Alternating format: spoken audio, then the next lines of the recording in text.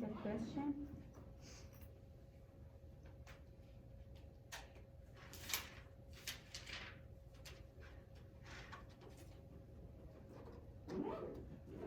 Last night I had a dream that one of my students asking me to write down with a red marker. I don't know who was that, but just in case any of you thought so far about the red marker. Actually, it says don't use red marker, but let me see what happens. Any explosion, anything. No, we are fine. Who was that? Who thought about red marker? No one? Really? Or just my dream? Okay, so how are you today? Good. Yes, I'm fine. Thank you. Did you enjoy the snow? Did you wish the class was cancelled? I hope not.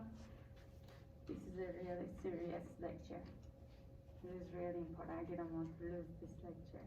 This is really tough material. Everything is like, I didn't want to cancel that. Okay, so let's review whatever you learned last time. We talked about. Okay, tell me what you learned. What do you remember? The area underneath the density curve should always add up to 1. Density curve. So, what is that? What did you say? What did you say? That the area. Area. Good. The area under density curve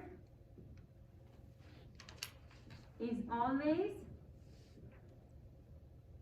1. Correct. What this means, can anyone tell me what this means? If you have a class of students, what this 1 means, what the area equal 1 means. How you can make a sense of this. Anyone? Should be 100%. 100% of what? All the values should add up to 1. All the values should add up to 1. And then you said 100%. What are the values? Give me an example. If we are talking about a class of a student, what values we are talking about? We're talking about the students, right? Students? Then the 1 should be the whole class together. The whole class, all the students must add up to 100%, right?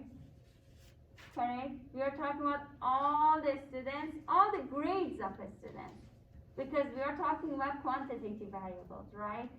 The weight of a student, all the weight, all the heights for the student, all the values. Those values are either height or weight or grade or age, right? There are lots of other things. These are the only things that comes to my mind right now. So, we should have 100% of the observations.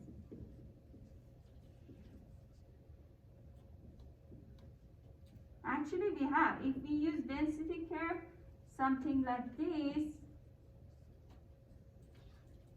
if this is the median or mean of a student's grade, and then this is the highest, this is the minimum grade.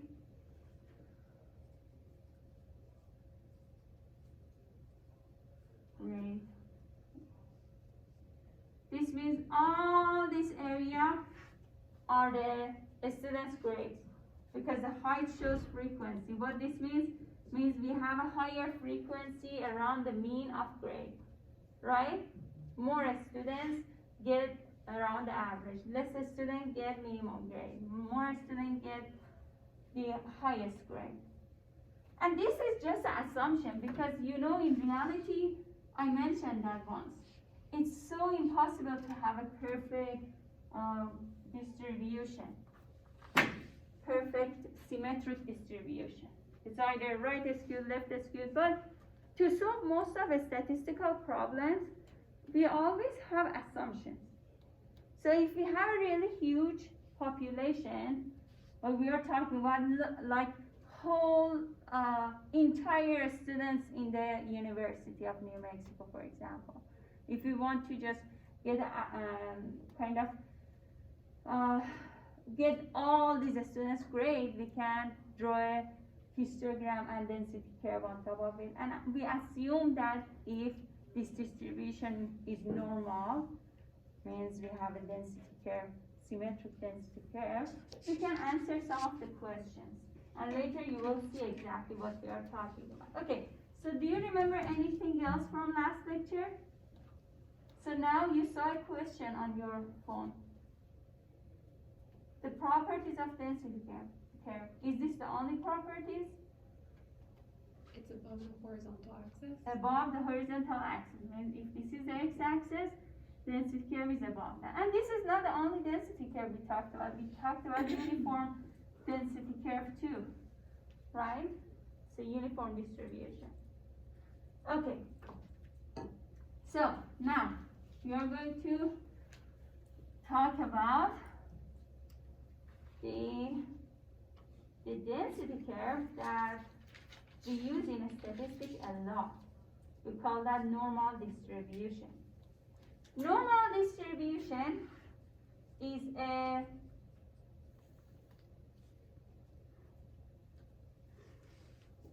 bell-shaped density curve. It has just one peak, right? And as you see, it is symmetric. So we call that normal distribution. So normal distribution is a density curve that is bell-shaped, it has just one peak, and it is symmetric. So these are the properties of normal distribution: single peak, bell-shaped, and symmetric.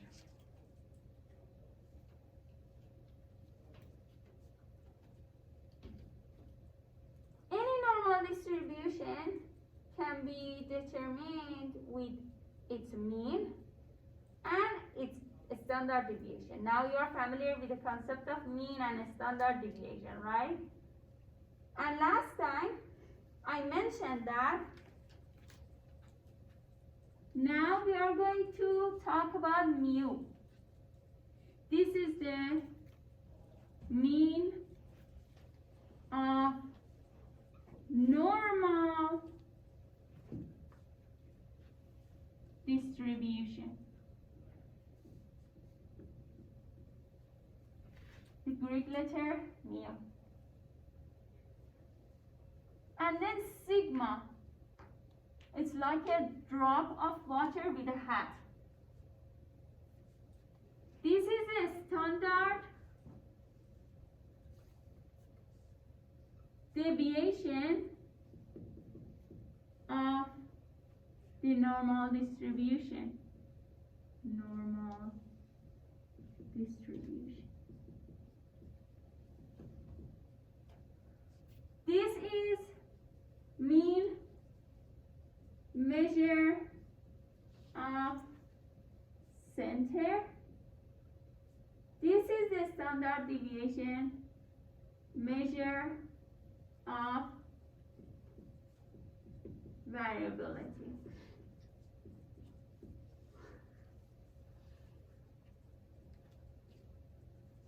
Mean tells me where is the average of a student's grade. A standard deviation tells me how variable the student's grades are. If we have a normal distribution like this, we know that this is the normal distribution, this is a symmetric density curve, right? And then when we are dealing with a symmetric distribution, where is the mean and median? In the middle, right? In here. So mean and median both are the same, but we're going to use just a term mean.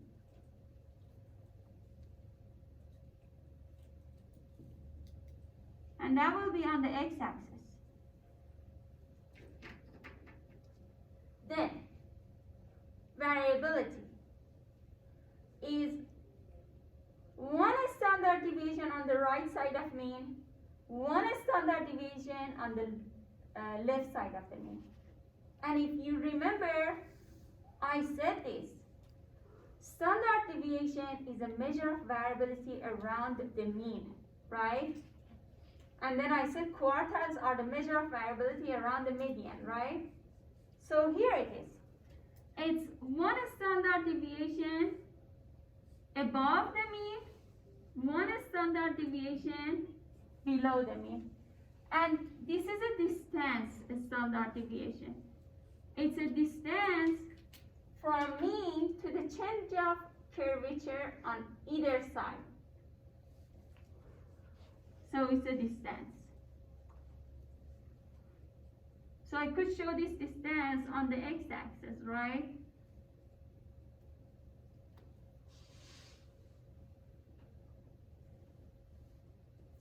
So what this means, that this point for me on the x-axis is mu plus 1 sigma, right?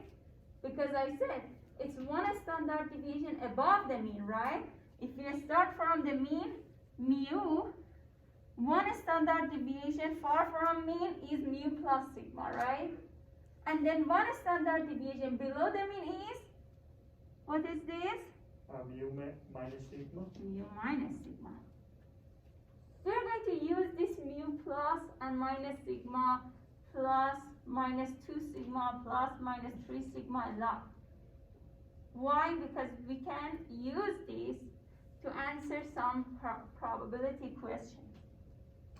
Okay, so now we know about normal distribution, which is a normal density curve.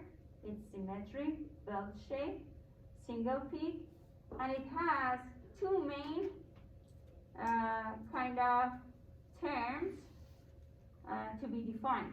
One is mean, another is a standard deviation, mu, sigma. So it says mean. The mean of normal distribution is the center of the symmetric normal curve and is the same as median. Changing mu without changing sigma moves the normal distribution along the horizontal axis without changing its variability. So, I want to explain this. What happens?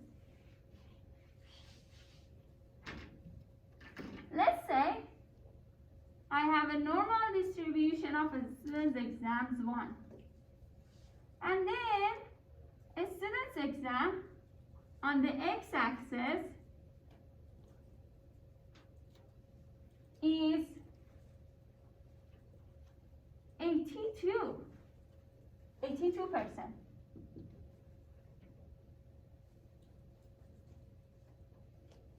This is exam 1. And then I have exam 2. And then all of a sudden on exam 2, I will see that the mean of exam is 95%.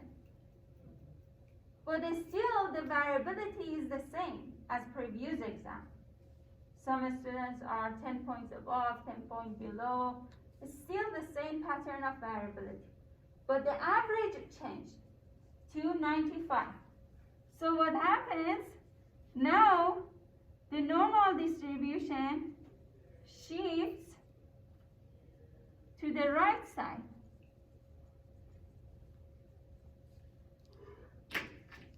The mean was 82% before, and now the mean is 95. So what happened? The normal distribution shifted to the right side, assuming that variability never changed. And then what happens if the mean of exam decrease? It will shift to the right, left. Left side, right? Correct? So it shifts to the left side. So it just shifts along the x-axis, forward or backward, if the mean changes, right? Do you get that? Is that clear? Do you understand this? Oh.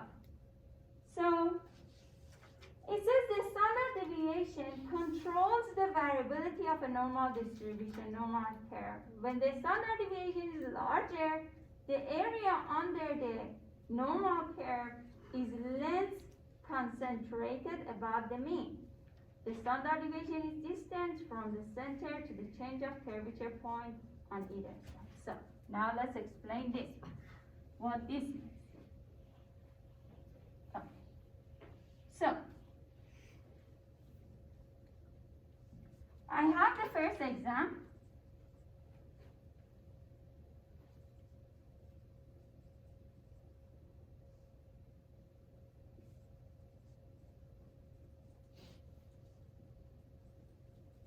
Mean was 80%, and the mean for the second exam is 80%.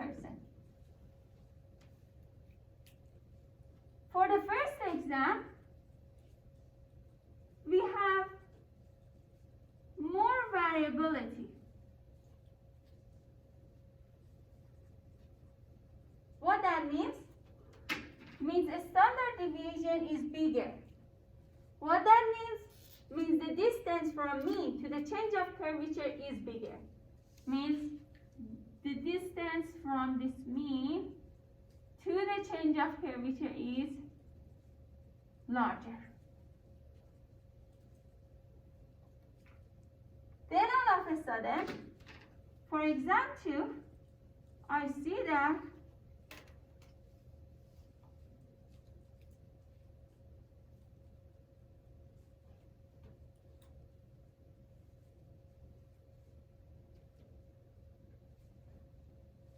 this is not symmetric at all.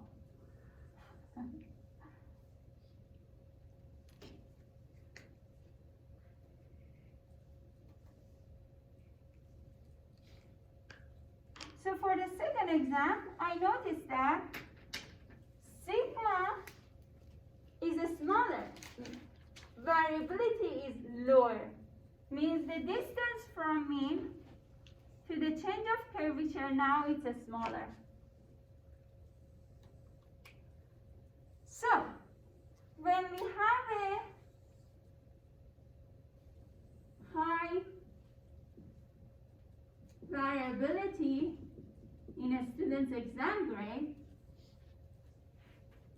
this means sigma is larger.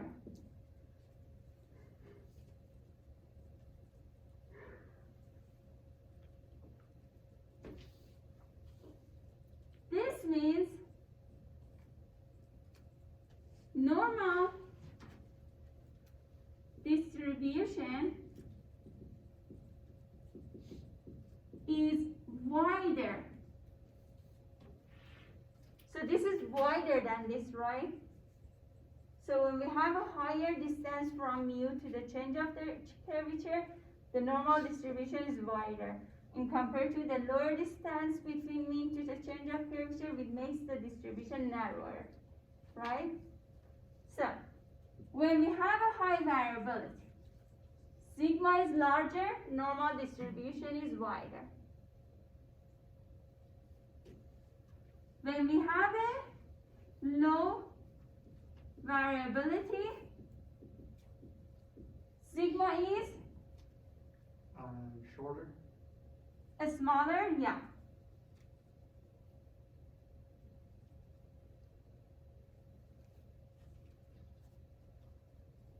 And what else should I say? The normal distance is narrower. Yes, normal distribution is narrower.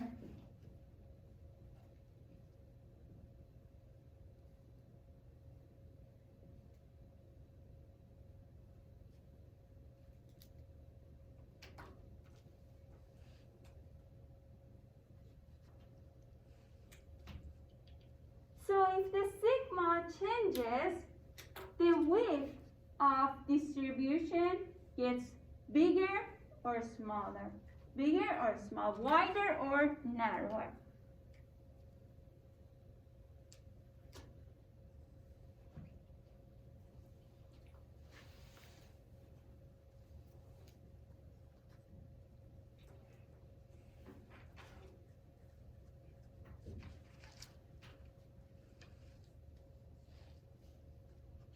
Is everything clear so far?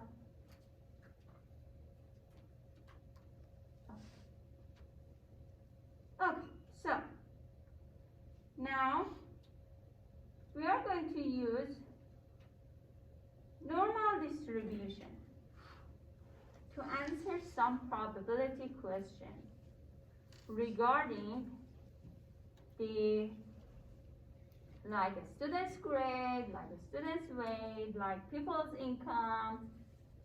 What else? Give me an example.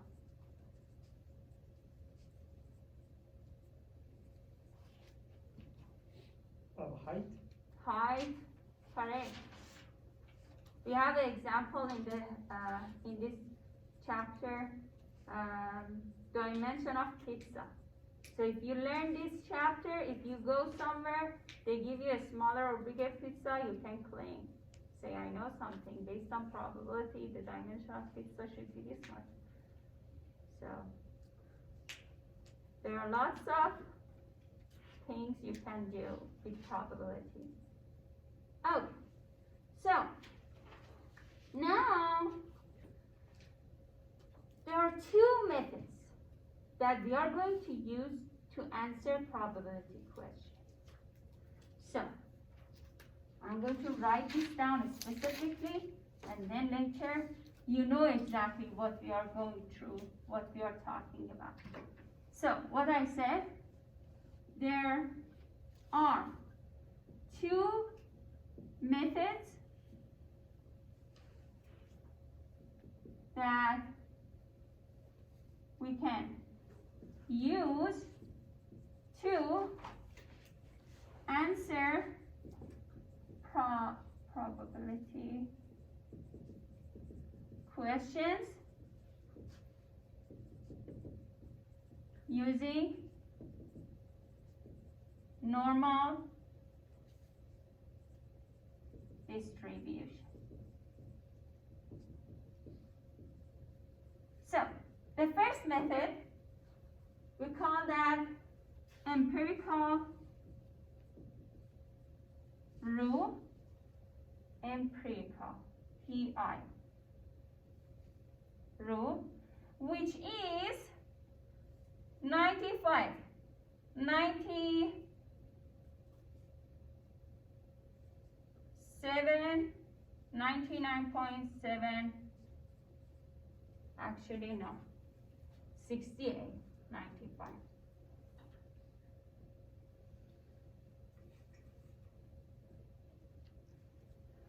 Yeah, 68 is the first one.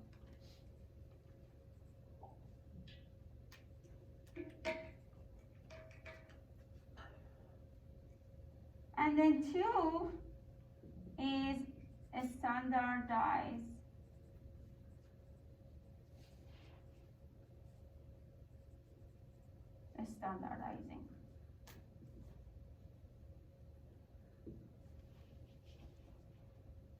Using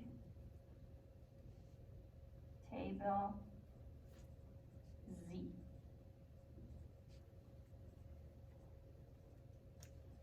Well, it has two names, table Z or table A. Because there are Z values there, I call that table Z. Okay. So, we are going to start with this rule and go through this process. But these two, between these two, this is the most accurate one. This gives us the more precise result. Okay? So, what it says, if we have a very similar symmetric distribution like this, we know that area under the curve is 100% of observations, right? If we have a normal distribution, what portion under this curve account for 68% of observations? What that means, if mean is in the middle, means this blue part can be divided to half, right? What is the half of 68? 34. Means 34% of observations can be above the mean, 34% of observation below the mean. How far above the mean? How far below the mean? One standard deviation above the mean, one standard deviation below the mean. So, 68% of the observations are in the middle of distribution who get one standard deviation above the mean value, one standard deviation below the mean value. So these are the people who have the grade around the mean. One standard deviation above the mean, one standard deviation below the mean. What that means? Means if the average of exam was 80%, I'm going to say 80 points. If the average of exam is 80 points, and based on my calculation, I realized that the standard deviation variability on my student's exam is 8 points. So I'm going to call this sigma, I'm going to call this mu, right? If I have these values based on your exam score, I can say 68% of my students, here it says 68, right? This rule says 68% of my students have a grade between 80 minus 8 to 80 plus 8. What that means, 88 points. What that means, 72 points. So the rule tells me, if I have the standard deviation of a student's exam, if I have the average of a student's exam, I can know for sure 68% of my students get a grade between 72 points to 88 points.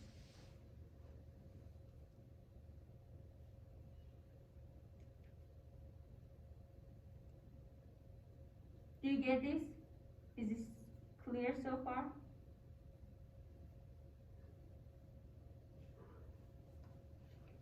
So this is just one of the steps in this rule. That's the 68% of middle observation get a score, one standard deviation below the mean, one standard deviation above the mean. This is a rule applies to any kind of data set. It's heights, weight, grade, anything.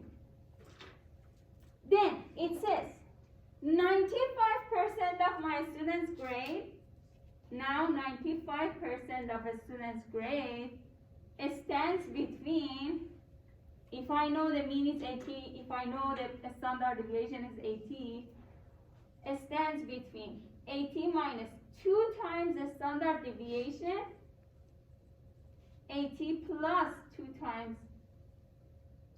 a standard deviation. So what this means, 80 minus 16 is 64. 64.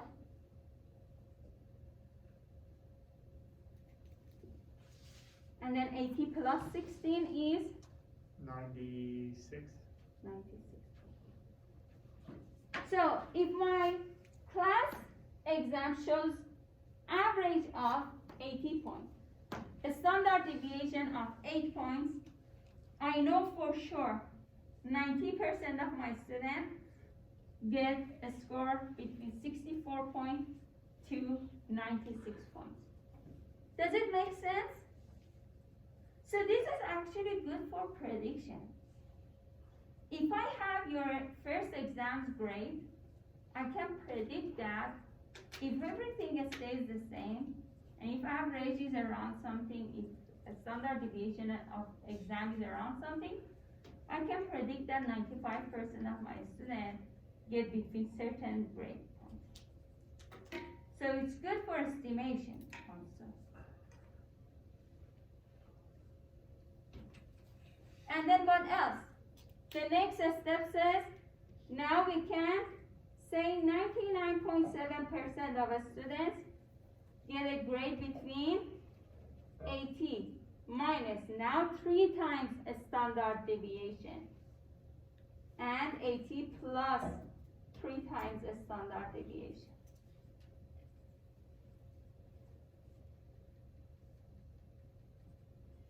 What is 24? 80 minus 24? 54? Oh no, 56. 56 points to 104. 4. Someone gets extra credit. Right? So, 99.7% of the student gets a score between 56 to 104. If the average is 80, if the standard deviation is 8. So there are 3 percentage that we can use in this rule. One is 68% of the middle observations, then 95% of middle observations, then 99.7% of middle observations. 68% of observations stands between mu minus sigma and mu plus sigma. 95% of observation stands between mu minus how many sigma? 95% of observation stands between mu minus 2 sigma and mu plus 2 sigma. And then 99.7% of observation stands between mu minus 3 sigma and mu plus 3 sigma. We don't go further because 99.7% is almost covering everything. Remains just this a small area, just this a small area. And now I want you to calculate either of these areas.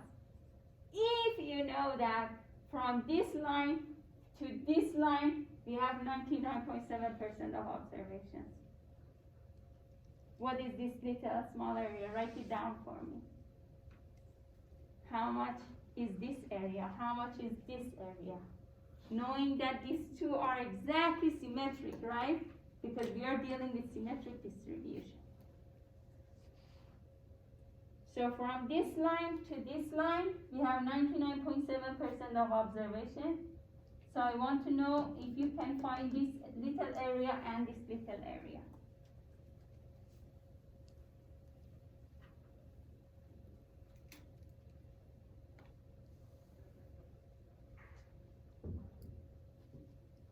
So you should use your prior knowledge, right? First of all, you should know how much is the whole area. Subtract 99.7 from the whole area, right? And then this one plus this one remains for you. And then the distribution is symmetric. Means the remaining area divided by 2 give you one of these, right?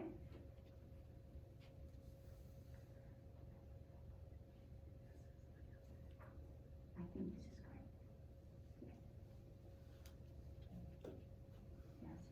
Yes. Yeah.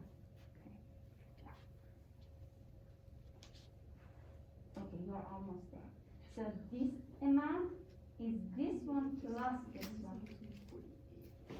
So this amount you have is plus this one plus this one. So now each of them will be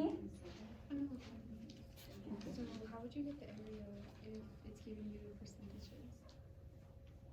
So forget about percentage. Okay.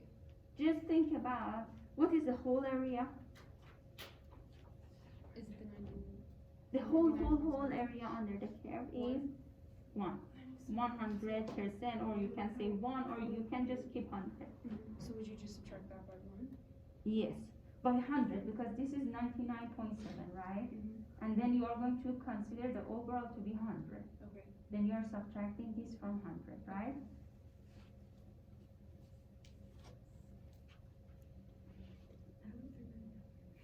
So what is the whole area? 1 or 100. And then the area that you see between the last two lines, the line here is 99.7. So what's this difference between the whole area and these two lines? How much is the difference?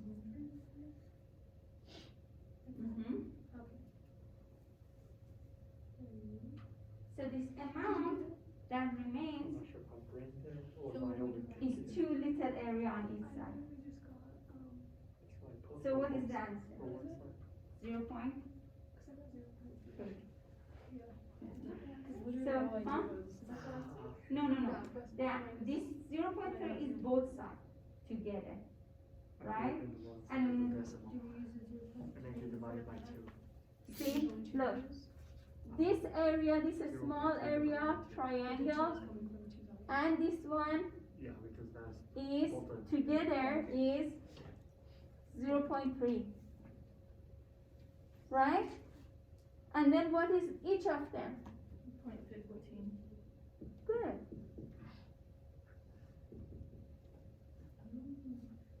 Right?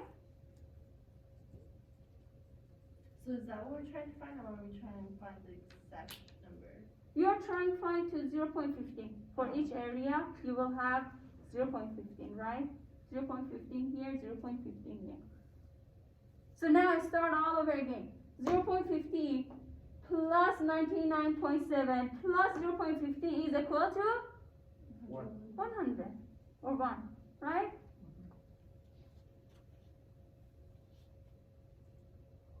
So now, why even it's important? Because it tells me, this 0.15 tells me, if I keep this example,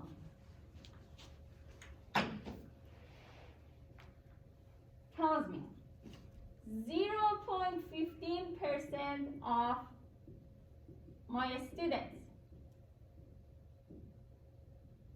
gets exam score above, look at this, mu plus 3 sigma. Mu plus 3 sigma. So now what is mu? 80. 3 times 8, 104. 104. Means 0.15% of my students, it's very possible to get 104 or above on their exam score. Maybe just one student. So if I have the whole number of like students, I can say this many of them, this percent of the students get exam score above. Above, look at my language, I say above mu plus 3 sigma. Why? Because here it starts from mu plus sigma and it goes to the maximum grade, right? It extends to the maximum grade.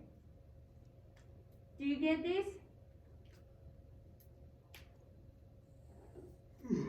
Okay, so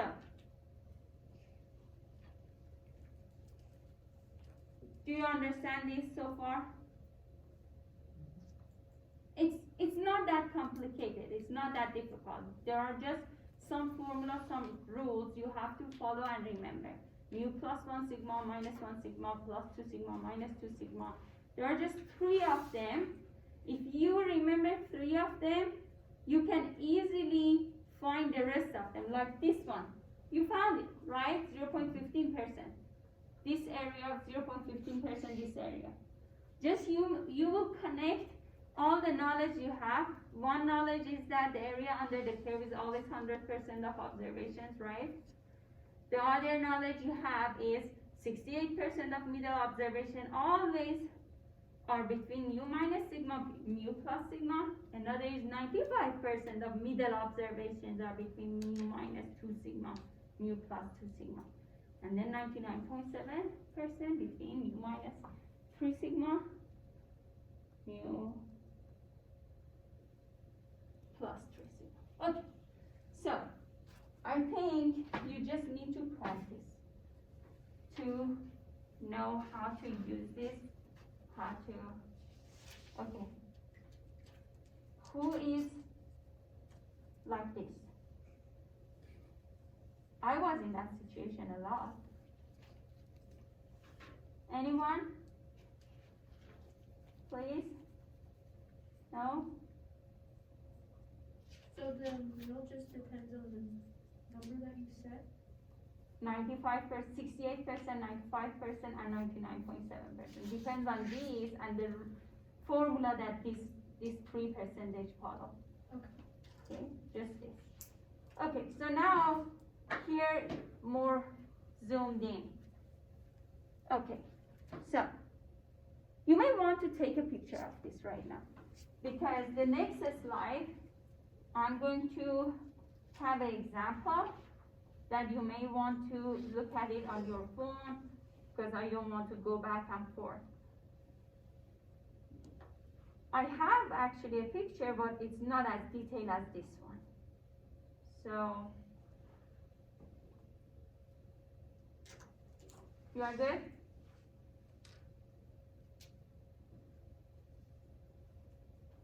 Okay, so, now, this is the question. So the first thing now, I should tell you is that when I say normal distribution, you should remember this normal distribution over and over and over. You should remember that, because we are going to talk about that so much. And mu also, you should remember that. Sigma, you should remember that. So now I'm going to write it down for you, how you are going to see in the questions. So, this stands for normal distribution. And there's a parenthesis front of it. So when I say normal distribution, remember a symmetric bell curve, one peak distribution, right? And then you should remember, it determined by mu and the standard deviation, sigma. So, mu stands here, sigma stands here. So, the first number you always see in the parenthesis, in the question, stands for mu. The second number stands for sigma, standard deviation. So, it says the distribution of Iowa test of basic skill vocabulary score for 7th grade student is close to normal. It's approximately normal. Okay? Suppose the distribution is like this. So, what is mu? 6.84. Means in the whole distribution of all these students' exam score, the average is 6.8. good. A standard deviation is 1.5. 1.55. Very good. So, mu is equal to 6.84. Sigma is 1.55. Okay. Now we are going to use this empirical rule, 68, 95, 99.7%. We are going to use mu plus minus sigma, mu plus minus 2 sigma, mu plus minus 3 sigma to answer the question. So, they are asking us what percent of vocabulary score is between 3.74 and 9.94. Just remember that, remember my previous example. I said if I have my students' exam scores mean, exam scores a standard deviation, I can say, for example, 68% of a student get between two certain exam score, right? So now they are giving you these two certain exam score, which could be mu plus minus sigma, or mu plus minus 2 sigma, or plus minus 3 sigma. I don't have any idea yet. But I can have an idea if I use this one and list all mu plus sigma minus sigma, plus 2 sigma minus 2 sigma, and plus 3 sigma minus 3 sigma. Then I will find where these are, right? So what they did, they wrote down on the x-axis, this is mu, this is mu plus sigma, this is mu minus sigma, minus 2 sigma, minus 3 sigma, plus 2 sigma, plus 3 sigma, right? So now, what is this one? 2 sigma. Oh, exactly, tell me exactly the formula. Mu minus 2 sigma. So this one is mu minus 2 sigma. What is this one? Mu plus 2 sigma. Okay, so now, remember from previous slide, what percent of observations are between mu minus 2 sigma, mu plus 2 sigma? 90? 99.7. Okay, so we had 68, we had 95, we had 99.7. Which one of these? 95. Good. So, they gave us a student's exam score. We just need to figure out if they are mu plus minus sigma, or whichever this formula.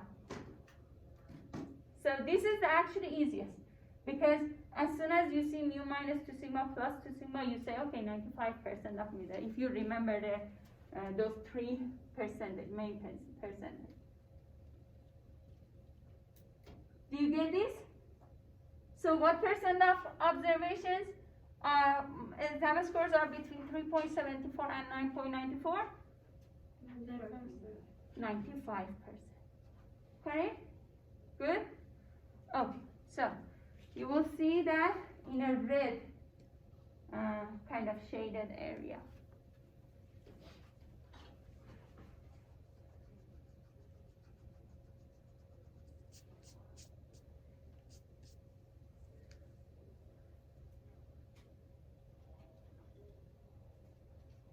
Now I figured out what happens. So some of the things I edit on my other laptop, I'm expecting iCloud to right away affect that. And I don't see the edit here. Means still my iCloud is not updated. So it's not my fault, it's Apple's fault. So here, what I did last night, I removed this sentence. I just kept this one, and now it's showing this. So, okay, that's fine. Can we sue Apple for distracting my students?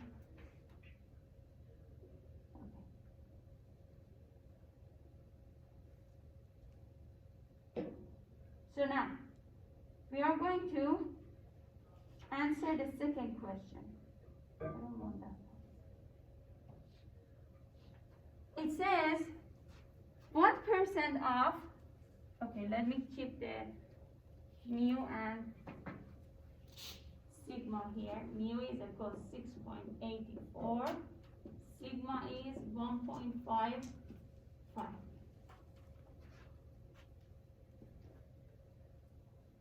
Okay, we already answered this question, right? So we want to see now what percent of the scores are above 5.29. So based on, oh good, it's here actually. Based on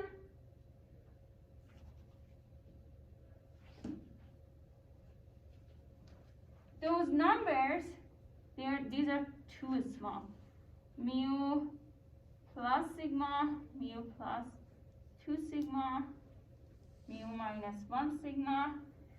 If you notice, 5.29 stands here, which is mu minus 1 sigma. right? So this is more difficult than the previous question. Because now you should put everything all together and it's like a puzzle. I consider this as a puzzle. So what happens? It is asking you what percent of the scores are above this much. When it says what percent, we want the area, percent of area, right? When they say this score, we should find this on the x-axis, right?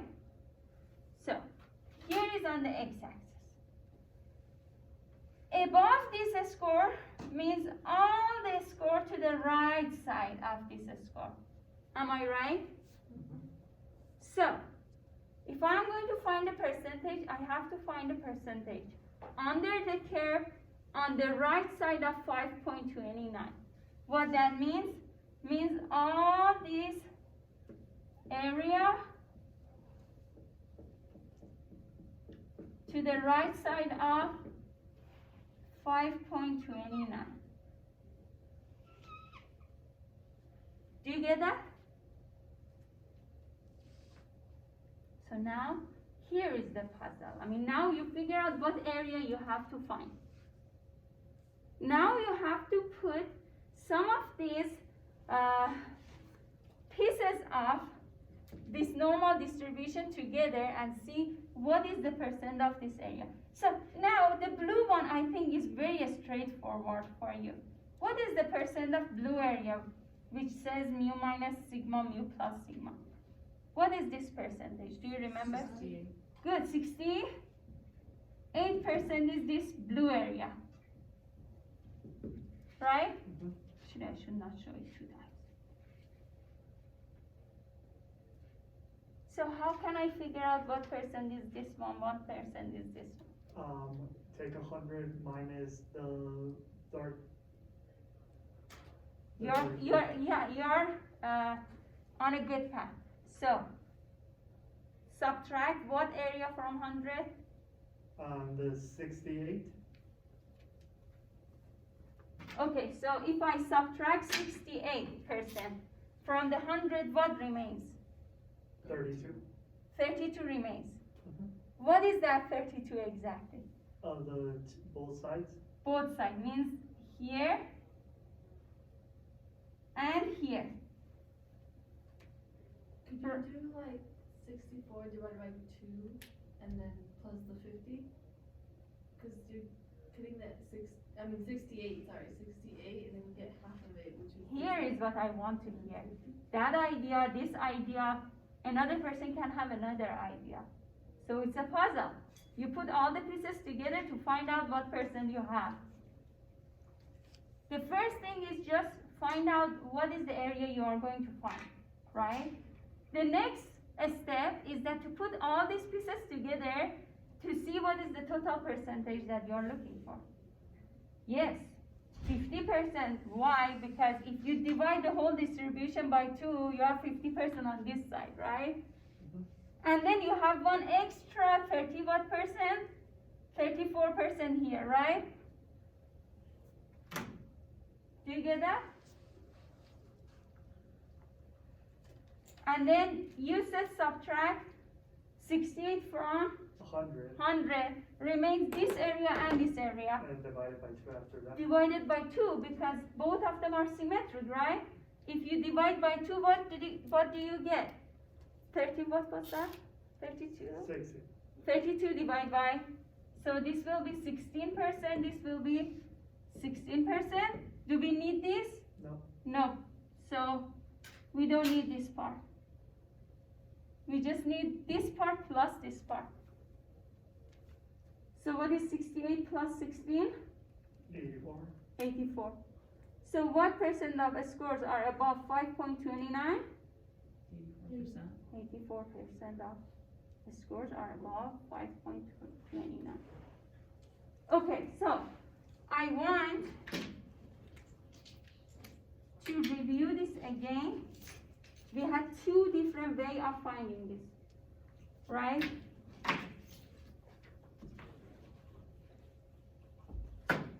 Let's see what way they are talking about. So this is the way he was saying. So we have the 68% and then we find the area on the right side of this. How did they find this? I'm going to write it down here. First of all, 100 minus 68 is 32%.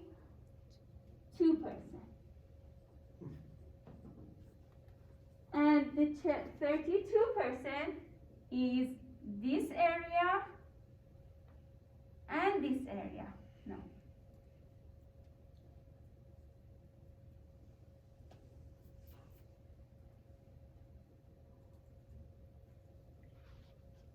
Good? And then 32 divide by 2 is 16%, and it goes just this area. And then you add them, 84%. Are we good? Sure? Okay, so I want you to work on this more. So we have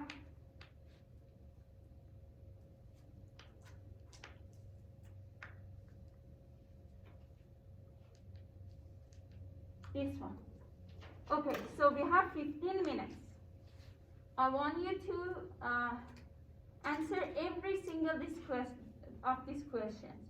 Talk to each other, ask each other, ask me to get to that point, to get the answer for each of them.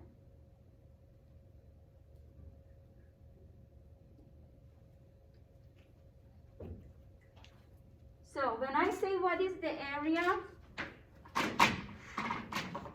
this is so messy.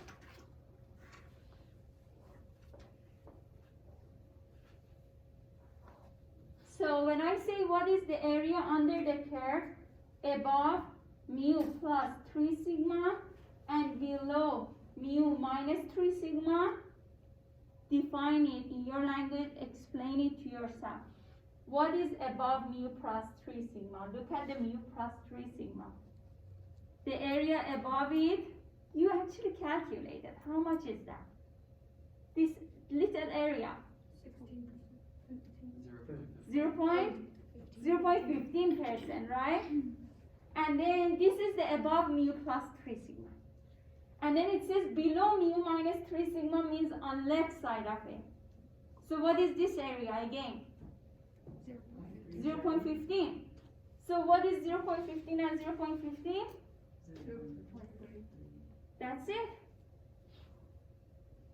So it was not that difficult, right? You just look at the picture and see where is that area exactly.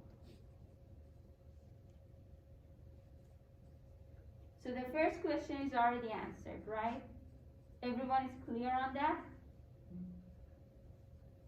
Okay, so the second question I'm going to give you a hint and show it to you, and then everything else is on you. I will go around to see what you are doing. It says what is the area under the curve between mu minus 3 sigma, okay, mu minus 3 sigma is this. Between mu minus 3 sigma and mu. This will be between these two. I mean, most of you should say it so fast. What is the area between these two lines? 34%. So, right? So that's it. Okay.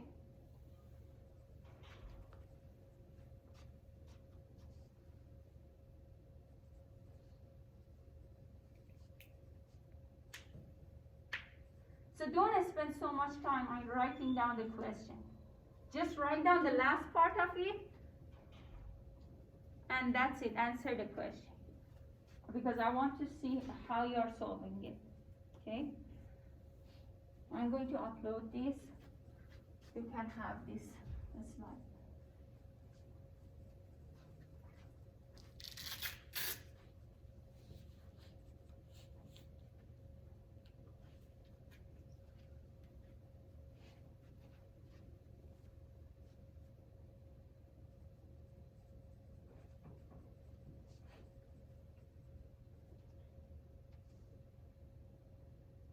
I consider the first 4 questions to be very easy question. The first 4 of them.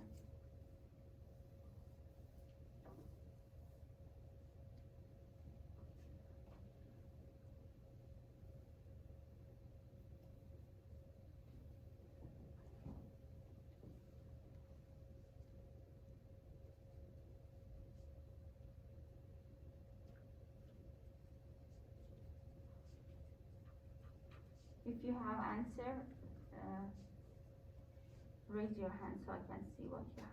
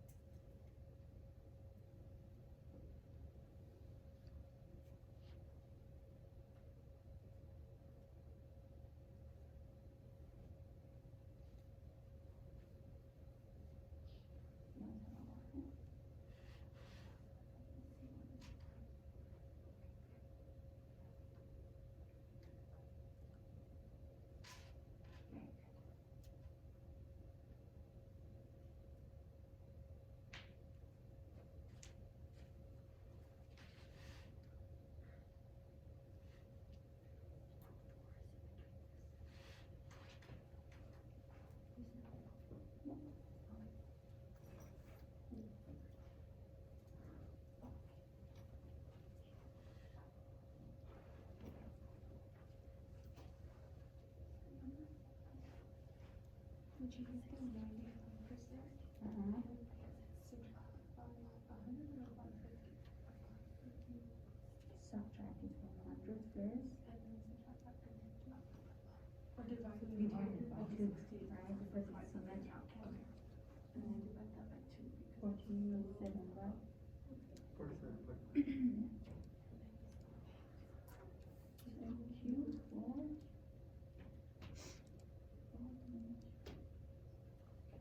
Oh, okay, Q4.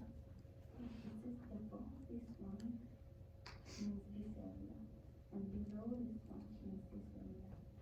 This one doesn't sit between. Oh, okay. Yeah, I'm You're still very reading. good. You're very good.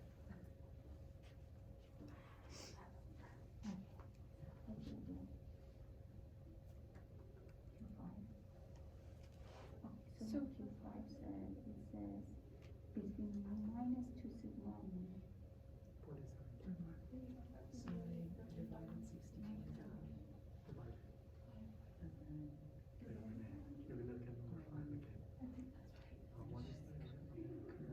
95% in half. So look at this. So we want half of this. That's what she's doing right now, actually. Can you get this one? 47.5. The whole thing. Oh, 95. 95, right? Yeah. And then half of it, It's 47.5. so this is the area you want, right? Yeah, and then I subtract. 95 is the. Why? Because we want from here to here for question 5. Area, so you're dividing that by 2. We want from here to here for question 5, right? Yeah. So you would just have 47% and done. I don't know where It's it's one from. I go. And then look at this, everyone, look at this. These two parts are definitely symmetric, right? Yep. These two parts here are symmetric, right? Yep. These are symmetric, these are symmetric. Now my question, are these two symmetric? No. No, the shapes are different, right? So the sizes are different. So if you have this much, you cannot divide it by 2 to get either of these, right?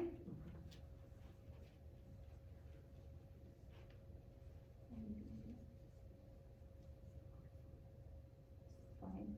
Okay, so I was showing that. So the 5, it wants this area, right? Between these two lines, correct? And then this is 2 times of, okay, sorry, half of this one, right? Do you see that? So can you tell me what is this area between these two lines? 95. Okay, so what is the half of it? You need calculate. Yeah, 47 something, right? Okay, that's it? That's it? You just got the area for mu minus 2 sigma to mu, which is 47, right? Right? Anything, any other question is difficult? Which one is more difficult?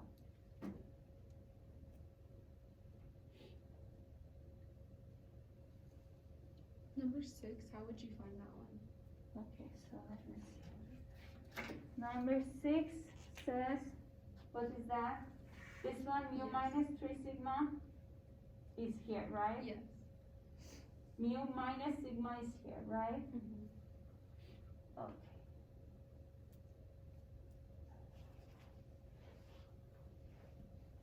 Who can help us with that? I started by dividing 99.7 in half. Wait. So she started with dividing 99.7 by half. Actually, no.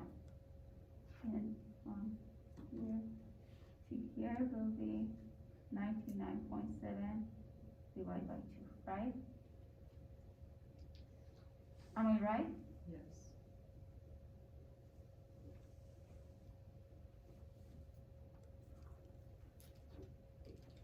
And then what did you do next? Then I divided 68 in half. To and get then- this. Yeah. Do you see? So she has this part, she has the whole area here, and then just subtract this part from 99.7 divided by 2. 68 subtracted from that number? Or No, it's not answer? 68, this is what, 31? 34. Yeah, 34, Oh, okay. right?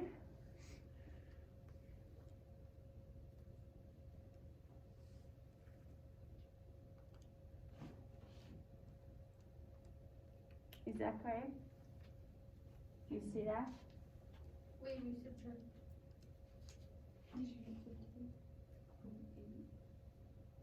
Did you get that?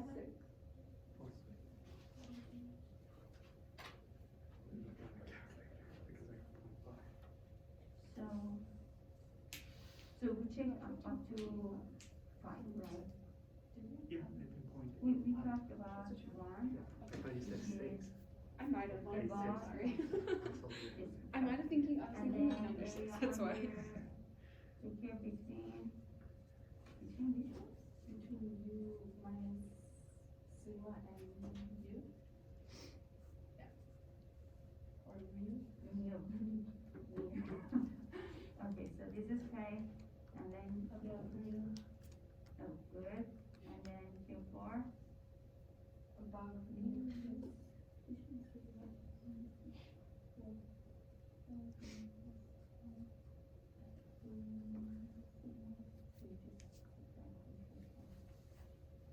Yeah, okay. Yeah. No, you should not divide by 2, Oh, because you want above and below. oh, rather than adding them, or? Well, you just would stop here, look. You would stop here. So it would be both of them together. Yeah, Okay. cool. And then this one's correct, 6. I don't know why did you divide that by 2? I divided 68 by 2. Oh, good. And then Great. subtracted. Okay, so where is Oh, I missed one. But that it was would be 6, right? Oh, 7. 7 under,